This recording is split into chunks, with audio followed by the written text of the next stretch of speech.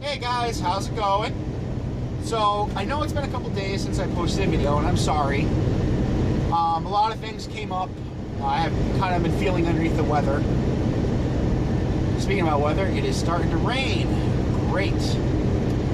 So, Monday, I had to come to my terminal and put my truck in the shop because there's a couple things wrong with it. Nothing like catastrophic, but it needed to get looked at, and my APU had to get serviced. So I did that, and they found that I had I forget the name that it's called, but pretty much like my brake rockers, I think that's what it was. The bolts on them broke or something like that. So every time I braked, I'd have a clunking noise. So I got that fixed, got new rockers put in, got my APU serviced. However, it's still not blowing cold air. It blows air, but it's not blowing like cold air. And when I was in Alabama, that sucked because it was humid. And we can't really idle the truck, which sucks. So I gotta make do, be a little miserable for a little bit. And I think that's honestly why I haven't been sleeping. It's because it's been so humid. And I wake up in the middle of the night all the time. I think that's why I'm kind of tired. So I was at the terminal for a couple days. Right now, we are on Missouri 13. And it is windy, and it's starting to rain. Kind of a gloomy day. We're going up to Kansas City to pick up a trailer from the railhead. So basically what a railhead is, it's like a train station, but instead of passengers, it deals with freight. So a lot of times what you'll see, trailers that are literally put on like train cars, like flatbed train cars. And I don't mean like the intermodal trailers that are just like the shipping containers. I'm talking about physical trailers, tires and all. They just get mounted right to a flatbed train car, and that's how they haul a lot of freight.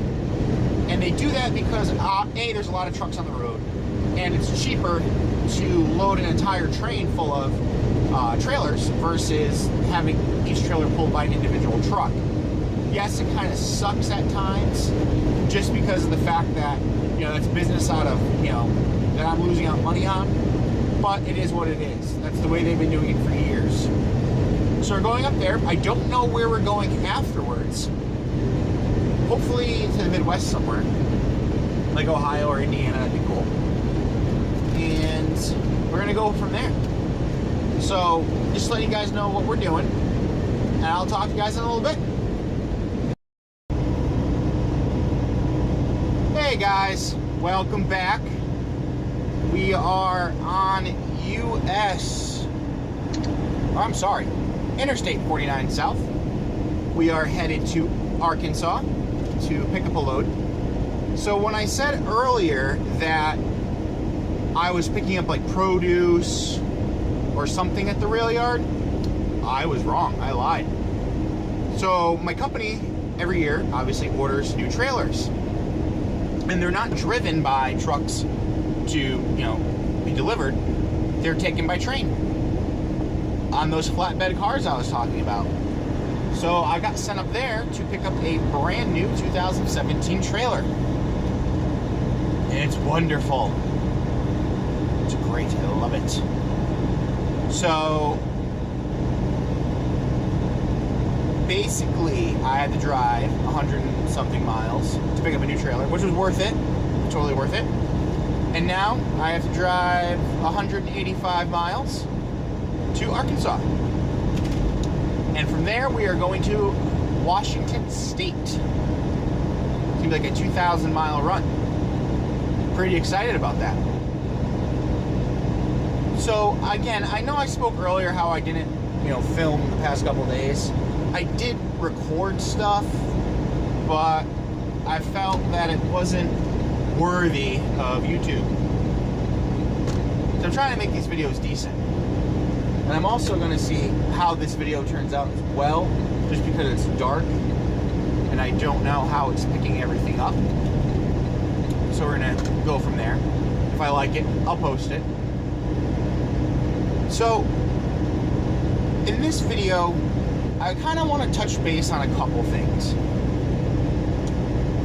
The first thing is differences in trucking. So you have the trucking industry, and then you have so many different things that you can do in it. For instance, the first thing you can do is you can drive a day cab, where you're home every night. Another thing that you can do is do regional. And regional, basically, you're home, I want to say like every weekend. Or, once a week you're home for a couple days. And then you have OTR, or over the road. And that's what I do. I'm all across the country. Now, OTR, it's a little more demanding. And the reason I say demanding, because it really puts stress on your home time. I stay out for about 2 months at a time, and then I go home for like a week. My company doesn't force me to do that. And actually my dispatcher says, hey Nick, you going home soon? That's just what I do. I choose to do that. I make more money that way. So those are the three like basic types of trucking. Now you have what you're gonna haul. There's different trailers out there. For instance, I haul a reefer trailer or a refrigerated trailer. You can haul a dry van trailer, which is pretty much the same thing as a reefer trailer, just station ahead. Just without the refrigeration unit. You also have your tankers. You have both food grade tankers and chemical tankers. The only difference is, well, I'm sure there's tons of differences, but the main difference is that food grade tankers don't have baffles to protect against any type of surge. I'll cover that in a different video. You have your flatbed. You all have seen flatbed trailers. There's different types of flatbed trailers, but just flatbed in general. You have your grain haulers. You have your bull trailers or cattle trailers, which haul pigs and cattle. Now, a lot of people, there's some organizations out there that are against cattle haulers. You got to remember, beef comes from somewhere. But a lot of times when you see a cattle hauler on the road, it doesn't mean that those cows are going to slaughter. Cows are sold, they're moved from different pastures. There's a lot of different reasons why cows are on a cattle hauler. You have your dump trailers. You have your natural gas trailers. There's so many different trailers out there that you can potentially haul, and they each pay differently. Hazmat pays different than your regular non-hazmat stuff. Natural gas pays different than, reefer trailers. They all have their different pay scales and all have their different home times. For instance, I know a bunch of flatbedders who are home every weekend, but do somewhat over the road. So based on the company that you choose and what you want to do, you really got to see, again, how it's going to be for you and what you want out of it. And that's the best thing that I can say about choosing what avenue of approach you're going to go with trucking. Day cab, regional, or daily driver, I should say, regional or OTR, and what you're going to haul. I like hauling reefer. A reefer trailer is versatile. For instance, that I don't have to always have refrigerated. I can have a dry van as well. So that's why I like hauling it. It gives me a different range of things that I can do and pick up. And I really enjoy that. Some people only want to do dry van. They don't want to deal with the reefer side of it, because with the reefer, you do have another thing to worry about, especially like frozen loads or refrigerated loads. You have to, make sure there's diesel fuel in the reefer tank. You need to make sure that the correct settings on there. You need to make sure that, everything is good to go. It's another thing you have to do for your pre-trip.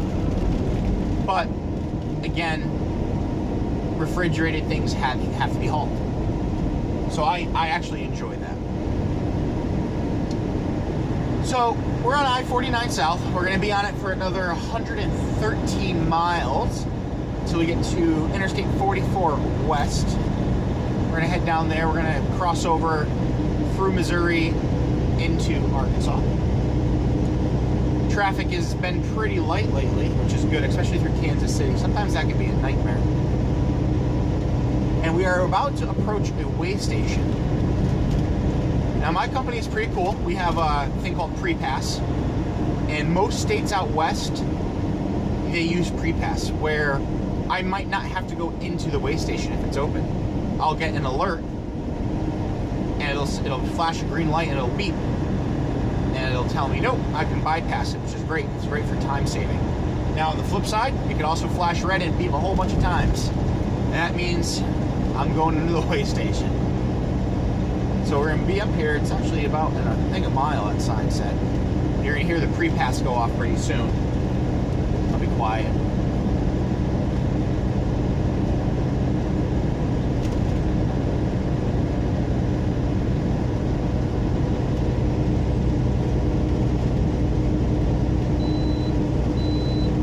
That's the PREPASS. So basically, you can't really see it, but you heard it, and it's flashing a green light. So, if I approach this weigh station, which it's open, I am actually cleared to bypass this weigh station. So while all the other trucks have to go in, guess what? I'm just flying by it. That's the beautiful thing about PREPASS. Especially if you, in a lot of major cities, they have lines. I mean, you'll be stuck in a weigh station line for 15 minutes sometimes. Now, am I saying that's going to happen all the time? No, not at all. But it does save time, especially because usually in weigh stations they select random trucks for inspections, and this way you don't have to deal with that either. So inspections there's 3 levels of inspection. You have a level 1, level 2, and a level 3, all covering, all covering different things. The worst of which is a level 3, and they inspect everything. So your level 1, basically they check your logs, they check your CDL, and that's pretty much it. A level 2, which I've had before, they check everything in the level 1, so they'll go over your logs with you, they'll check your record on your CDL, or run your license, see if you have any warrants, things like that. Yes, you cannot, if you're thinking about getting in trucking to run from something, bad idea. They know who you are, and when you have a CDL, everything's logged nationally. So let's say you have a county warrant in Virginia, hypothetically, and you are in California. Guess what? That will show up, and you will get arrested in California. Your truck will be impounded, and you will be extradited to Virginia 9 times out of 10. So that's what they check on a level 1. Level 2, they'll check the same thing as level 1, like I said, but they'll also check your lights. They'll actually have you go sit in the cab, and they'll make you turn your blinkers, your high beams. They'll make you press the brakes. They check for any out lights. Anything that came stock on the truck from the factory has to be in working order. All your lights have to be properly illuminated, the color of amber to the front and sides and red to the rear. And let's say you have a clearance light on the top that's out. That is a DOT violation. If your clearance light on your trailer is out, DOT violation. Anything that came stock has to be working. And that's pretty much it for a level 2. They'll also check your tires and your brakes. Tires, they literally just walk around with a thumper, like a hammer, and they will make sure they're properly inflated, and they'll check your tread depth. On a level 3, that's where they literally go over everything. You will open your hood, they'll check every component, they'll crawl under your trailer and truck, they'll check your brakes, your slack adjusters, everything. And if anything they find that they don't like, they will put you out of service. And basically putting out of service means that you can't drive that truck. And they'll give you a citation or a ticket. I luckily have not had a level 3 inspection, but I guarantee you pretty soon I will. It's only a matter of time, especially now after I said I never had one. I've had a level 2 and a level 1, but never a level 3. Now, don't be afraid of the DOT. A lot of people, give the DOT a bad rap, and yes, are some of them mean? Absolutely. They're cops. I have never had an issue with the DOT. I am always polite, I am always honest and truthful, and I've never, ever had an issue. They all treat you with respect. Now, I'm sure there's some DOT guys out there that will not do that, but all the ones that I ran into are perfectly normal people. They don't try to get you for anything as long as you're honest and, respectful towards them. So don't worry about the DOT. They're just doing their job, and they're trying to make sure that, the roads are safe. There's a lot of trucks that you'll see out here, and they do get called in to be inspected that don't look like they should be on the road. Or I'm sure you've seen memes of stuff, and, Swift drivers, or, whatever. We're all out here, we're trying to make a living. But you have to be safe about it, because not only your life that you're putting in danger, it's other people's lives if you're running unsafe. So I never drive a unsafe tractor or trailer. For instance, I told you guys earlier that I had an issue with my brakes. My company, I am fortunate where if I have a problem, it gets fixed. There is no, oh, you can run like that, or there's no, oh, I'm sure it's fine, blah, blah, blah. No, if I say something's wrong with my truck, it can be the smallest thing. They say, okay, let's get it fixed. And usually, depending where I am, it gets fixed. So I have no problem at all, and I like that. My company is a very safe company, and I will say that they will always have a driver's back. Same thing with my dispatcher. If I tell my dispatcher that I'm tired, or something's wrong, or the weather, I don't feel comfortable rolling, she says, all right, park it. And I get no repercussions. Because they're not out here. Your dispatcher's not out here. They don't know what exactly you're going through. They don't know that you couldn't sleep the night before because the guy next to you at the truck stop was idling his engine all night and revving it all night, or blasting music all night. They don't know that. Only you know that. So when I tell my dispatcher something, she says, okay. There's no arguments. And that's one thing I do love about my company. No arguments. If I say something, they listen. So alright guys, we're about 172 miles away from our shipper. I do have to hang out tonight and somewhat during the day tomorrow. This load doesn't pick up until 1800 tomorrow, or 6 p.m. And from there we're going to leave and we're going to head on out to Washington.